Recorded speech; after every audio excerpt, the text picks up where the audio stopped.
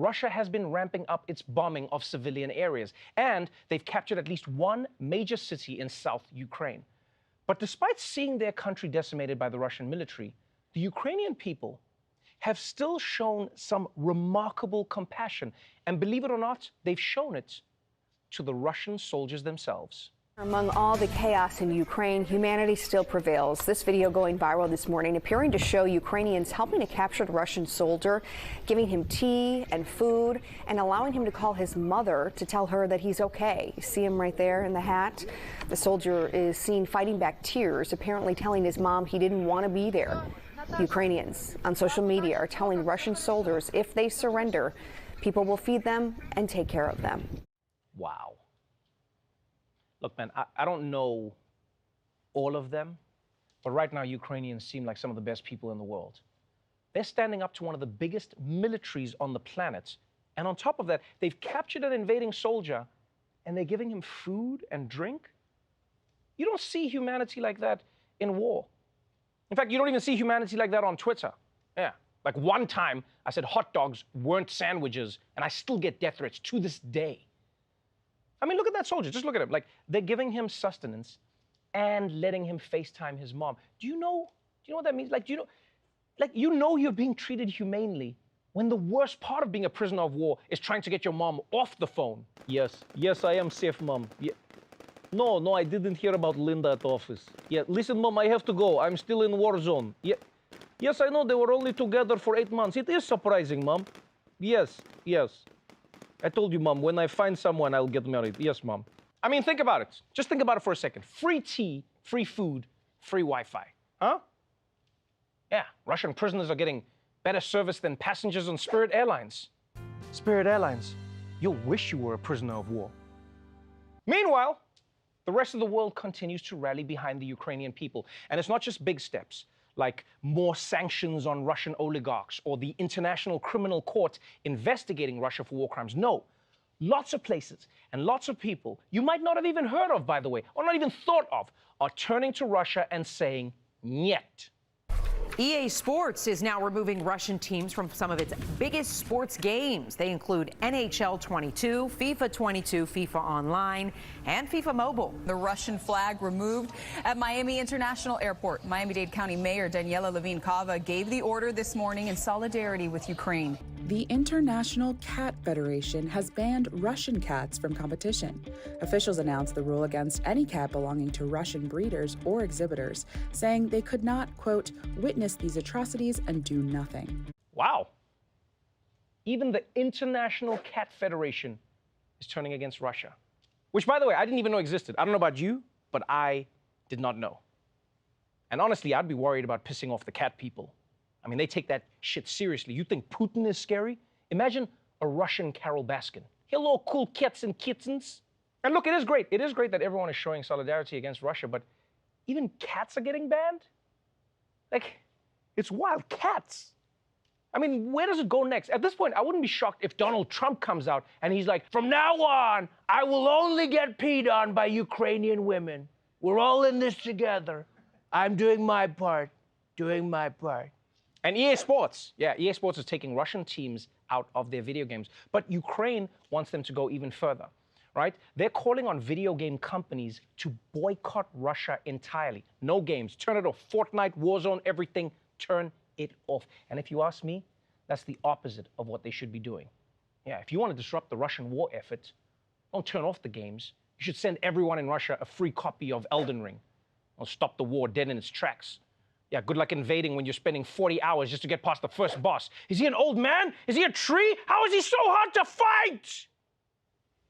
So yes, video game companies, airports, the cat community, everyone is coming together to do their part to show Russia that what they're doing is not cool. And one of the many reasons that this is not cool is not just because Russia is bombing a peaceful country that did nothing to antagonize them. No, it's also because by doing this, they've unleashed one of the worst humanitarian crises that Europe has ever seen. This Russian invasion is leading to another emergency unfolding at this hour, the humanitarian crisis just across Ukraine's borders. The United Nations Refugee Agency says at least 1 million Ukrainians have fled to neighboring countries, and that millions more could soon join them. Tonight, the crush to flee Ukraine. We were in this tunnel at the train station in Lviv. Refugees packed so tightly they could only shuffle forward. Parents clutching their children's hands. There've got to be 1,000 people in this tunnel right now, all of them pushing their way towards the last track here. A railway spokesperson saying every hour, 5,000 to 10,000 more people arrive at the Lviv station in western Ukraine. Ukrainians are queuing for up to 20 hours trying to cross the border. Officials say this humanitarian crisis is only going to get worse. This exodus we're seeing from Ukraine is the biggest number of people displaced in Europe in the shortest amount of time since World War II. God damn it, Vladimir Putin. Just imagine, one day you're living a normal, peaceful, modern life, and the next day you're trekking to the Romanian border on foot. Just think about that for a second, right? We think the world has ended when our Wi-Fi goes down. These people don't know if they'll ever get to go home. One of the major costs of war is how many people get displaced. They have their lives totally uprooted. Like, we all think war is like Call of Duty. You know, you run in, you shoot, and then you reboot. But for most people, it's more like Oregon Trail. Less exciting, much harder, and way more depressing. And I think we can all agree that it's a bad thing, man. It is a bad thing when anything comes close to World War II levels, whether it's refugees, fighting, or wastelands. It's always bad. And this is what people forget about war. You know, because sometimes you hear about a war in another country, right? You hear about a war in another country and you think, oh, well, that's sad, but it's over there, so why should I care? But you should care. You should care. You know why? Because we're all interconnected in the modern age. Yeah, and that means the fallout of that war spreads all over. Whether it's the refugee crisis, or the rising gas prices, or the stock market, the ripple effects are everywhere. So in a way, Putin didn't just invade Ukraine. He's also invaded your gas tanks, right? He's invaded your grocery bill. He's invaded your social media feeds. Yeah, you just want to scroll and look at thoughts. Now instead, it's thoughts and prayers. But one glimmer of hope for these refugees is that all of Ukraine's neighboring countries are welcoming them with open arms. Ukraine's neighbors welcoming the refugees with open arms, a warm drink and a hug in Moldova. In Slovakia, a chance to watch cartoons. Ukrainians welcomed by Hungarian officials and aid workers. Each handed a solidarity ticket, a free seat on another train to the Hungarian capital, where more help waits. You've got one European country after another saying that they will fast-track applications for asylum. The European Union is talking about giving them 3 years of temporary residency so they can work, they can access benefits. In Poland, they have opened their borders, opened their arms to as many Ukrainian refugees as will arrive. We keep our borders open. The nationals of all countries who suffered from Russian aggression or whose life is at risk can seek shelter in my country. Poland's commissioner to the EU personally offered to host a family of refugees in his own home in Warsaw, but the refugees had found an alternative place to stay. This is amazing, people. All these countries in Europe have stepped up to take in all of these refugees. And what's also amazing is, if I heard correctly, the Polish commissioner to the EU offered to host a family of refugees in his home, but they said, no thanks. We found another place. I don't care what you say, that's gotta hurt. Yeah, you think you're helping refugees and they're like, wow, so is that your kitchen? It's only been 8 days, my standards haven't dropped that much. But still, seeing these refugees being greeted with open arms and full hearts, it gives me a glimmer of hope in this world, you know? To see like people helping people in need. I mean, it is interesting though that Eastern Europe has been so willing and able to accept 1 million people coming into their countries in just a few days, when just recently, they didn't seem to have any space for a different group of refugees. The humanitarian crisis in Europe continues to grow and increasingly expose fault lines, hundreds of thousands of refugees streaming in from Syria and elsewhere. But as the arguing continues, so does the suffering. As Europe struggles for a solution, refugees forced to zigzag from one country to another with no clear path. The EU has effectively paid Turkey to keep Syrians from getting to Greece. Poland had pledged to take in a number of the refugees, saying now that it is not going to do that. We will not be receiving migrants from the Middle East and North Africa in Poland. This is Hungary's solution to the flood of refugees pouring in, a 13-foot fence topped with razor wire. running about 115 miles along its border with Serbia. Police in riot gear told they can shoot rubber bullets at anyone who tries to cross. Hostility here in Hungary. Video shocking the world. The Hungarian camerawoman kicking that girl as she runs from police. And this, as a man runs by carrying a small child, she trips him and he falls to the ground. Hungary's Prime Minister Viktor Orban had a message for the migrants themselves. The moral human thing is to make clear, please don't come. That's really strange. When it's Syrians who are fleeing a war, it's all, we do not have space, do not come. But now there's space and people must come? What changed? I mean, when the Syrians needed refuge, even the camera crew was drop-kicking families. Yeah, but now Ukrainians are getting accommodation, they're getting visas, they're getting work benefits, which, by the way, is good. It is a good thing. But I'm just saying, where's their drop-kick? And look, we don't even have to speculate. We don't have to speculate about why they're treating Ukrainians so differently than refugees from Africa or from the Middle East. It's because the Prime Minister of Bulgaria, he came out and said it, right? He said, these are not the refugees we are used to. These people are Europeans. These people are intelligent. They are educated people. Yeah. It's a kind of a shocking thing to say.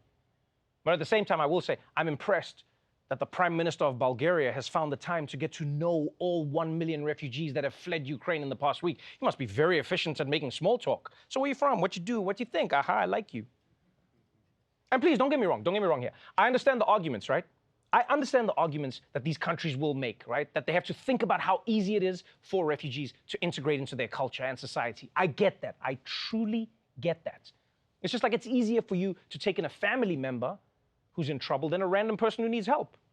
You know, like lots of kids got in one little fight with a couple of guys who were up to no good, but there's a reason Uncle Phil and Aunt Viv only took in Will. I get it. But it doesn't mean it's impossible. It doesn't mean it's impossible. And the problem I have is that when it's Syrians or Africans on a boat, these countries didn't even try to integrate them. They didn't even say women and children only. No, they reject even the chance that anyone brown could assimilate. Your skin is too dark. You couldn't possibly eat borscht. And I know right now there's somebody who's like, Trevor, again with the racism. What is it with black people and the racism? Always talking about race. You know, I go years at a time without even thinking about racism. It's easy. Why don't you try? Well, maybe the reason black people are always talking about racism is because racism is always happening to the black people. And we're seeing it again now in Ukraine. African and Indian students stuck in Ukraine are accusing officials of discriminating against them and pushing them back from getting to the border. This video posted to Twitter reads, "Watch how they are threatening to shoot us," saying they're at the Ukraine-Poland border. The police and army are refusing to let Africans cross. They only allow Ukrainians. Foreign students who faced segregation and racism at the border crossing to Poland. Some say they were told they can't board buses there because they were meant for Ukrainians only. Videos have been posted on social media said to show black people being prevented from boarding a train and left stranded at a railway station in Lviv as Ukrainians were allowed on. One Congo native saying he was discriminated against while trying to board a train out of Ukraine. They even told us, like, we are going to give you guns and you're going to fight for Ukraine. I said, hi, we're going to fight for Ukraine? We are not Ukrainian. We are black. So how can we fight? How can we fight for Ukraine? Yeah, just think about this for a moment, huh? Black people, students, tourists, visitors, many of them are saying they cannot get out of the country. They can't get out because they're black. They just get blocked at the border. And for this guy, I mean, this is wild. Imagine being prevented from leaving the country. And not just that, but they say like, no, not only can you not leave, you have to grab a gun and fight. That is insane. People from other countries haven't been told that they have to fight. Why does he? Huh? The British person gets to go. The African guy, no, you're staying. We've watched Beasts of No Nation. We know you guys know how to handle yourselves. This is what you guys do. That's not fair, man. When you go to another country, you don't expect that they might be conscripting you into a war. You don't think you're going to be fighting in their army. Like, I'll tell you now, the Louvre would get a lot few visitors if they were like, oh, come and see the Mona Lisa, take a selfie with Venus. Maybe you fight for us in a war. Have you seen the pyramids? Welcome. It's extremely weird. It's extremely weird to ask some random African guy to fight for Ukraine. Why is that expected of him? Why can't he join the fight the way white people from other countries do? by posting an Insta story of the Ukrainian flag with a little heart emoji. I'm here for you, Ukraine. But that's not the point. The bigger point is that there seems to be a widespread discrimination against people of color who are trying to flee a war zone.